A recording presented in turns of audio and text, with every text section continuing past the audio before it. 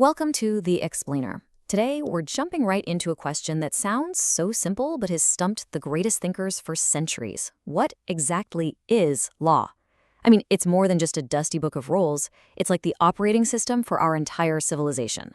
And as you're about to see, the answer is, well, it's anything but simple. You'd think it's obvious, right? Law is just the rules we have to follow. But the second you start to poke at that idea, it all starts to unravel. This very question has been a philosophical battleground for ages, and there's still no single easy answer. It's a real puzzle. So, to even start to piece this puzzle together, we need to enter the world of jurisprudence. Now, don't let the word scare you. All it really means is the philosophy of law. It's not about what the law says in a particular country, but about what law itself even is as an idea. And the legal scholar Keaton absolutely nailed it. He said that trying to give law one single definition is like trying to put it in a straitjacket. It's a master escape artist. The moment you think you've got it pinned down, it finds a way to wriggle free. And that's the challenge we're taking on today. Okay, so where do we begin? Let's start with the oldest answer, the most ancient idea of all, the belief that law doesn't come from any king or government, but from a source that's much, much higher. This brings us to what's called natural law theory. The core idea here is that true law isn't something we humans invent, it's something we discover. It's like there's an unchanging moral code, kind of like a factory setting for humanity, that's just built into the universe, telling us what's fundamentally right and wrong. And boy, has this idea changed over time. The ancient Greeks thought of it as being connected to these perfect, eternal ideals of goodness. Then fast forward to the medieval period, and you have thinkers like Aquinas who saw it as God's law, something we could understand through our own reason. And then during the Renaissance, it got a major rebrand, becoming the foundation for the natural rights that fuel modern democracies. So here's the bottom line for a natural law theorist. For any man-made law to be legit, it first has to be just. An unjust law, it doesn't matter who signed it, isn't really a law at all. It's just a perversion of law, and it doesn't have any real authority. But what if law has absolutely nothing to do with morality? What if justice isn't part of the equation? This question leads us to a really powerful and honestly, a very radical counterargument. This is where a school of thought called analytical positivism storms onto the scene. And it basically makes a clean break from everything we've just talked about. It says law isn't about what's morally right or what should be. Nope. It's simply about what rules have been put in place or posited by whoever has the power to enforce them. End of story. John Austin, one of the biggest names in positivism, summed it up perfectly. He said, "The existence of law is one thing. Its merit or demerit, another." In other words, a terrible, unjust, awful law is still a law, as long as it was created by the proper authority.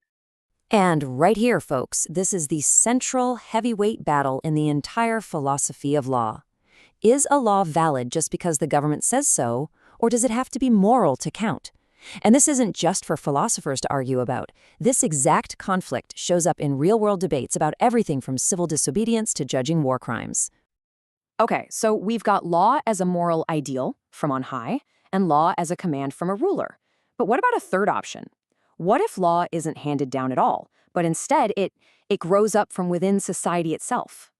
The historical school of law gave us this incredible idea called Volkgeist. It's a German word that basically means the spirit of the people. The way to think about it is that law is like a language. It wasn't invented by some committee of experts, right? It just developed organically, naturally out of the customs and shared spirit of a community over hundreds of years. Sir Henry Maine, another giant in this school, actually saw this pattern in how societies developed their legal systems.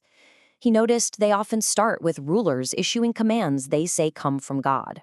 Then those commands become customs everyone just follows.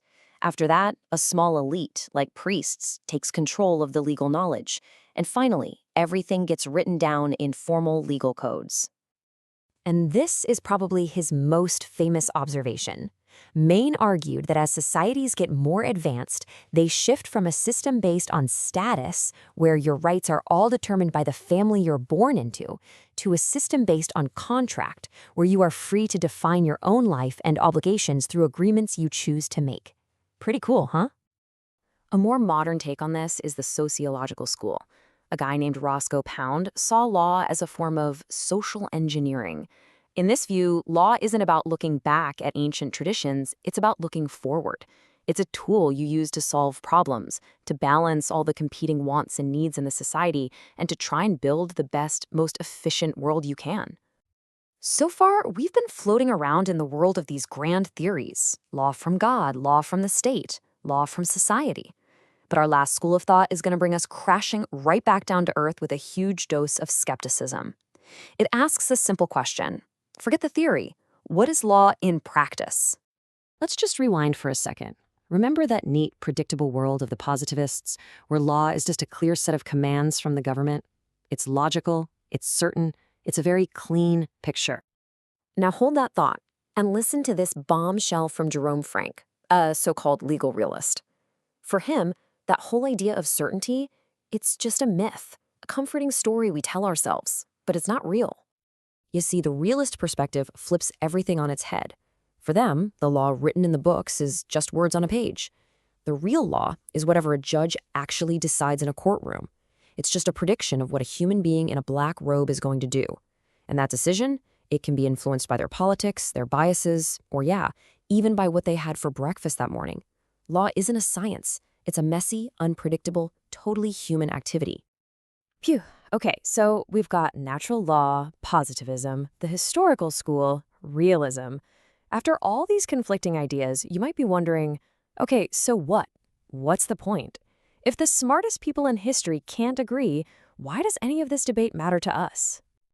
Well, here's the thing. Maybe there isn't one single correct answer. Maybe the whole point is that each of these schools gives us a different but super valuable lens to look at the law through. They're like a toolkit of essential questions. Natural law asks, is this law just? Positivism asks, who has the power here? The historical school asks, does this law reflect who we are? And realism asks, yeah, but how is this going to play out in the real world? And that's why this whole puzzle is so important. The real value of jurisprudence isn't about finding one final neat answer. It's about keeping the debate alive. It's this constant questioning that keeps our legal systems honest, that pushes them to evolve and to try and be better. So that leaves us with one final, really challenging thought. If law isn't just one thing, if it's a moral ideal, a command from the powerful, a social custom, and a judge's opinion all at the same time, then who gets to decide which version of law wins? Who makes the final call? And that is a question that affects every single one of us, every single day.